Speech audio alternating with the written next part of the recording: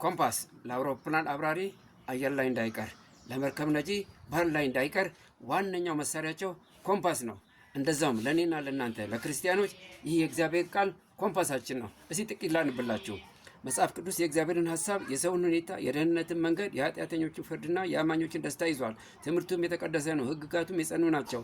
ታሪኩም እውነት ነው፣ ፍርዱም አይናወጥም። ጠቢብ ይሆን ዘንድ አንብበው፣ ትድን ዘንድ ጠብቀው። የሚመራ መብራት፣ የሚደግፍን ምግብ፣ የምትደሰት መጽናኛ አለው። በጣም ደስ የሚያሰኝ ነው።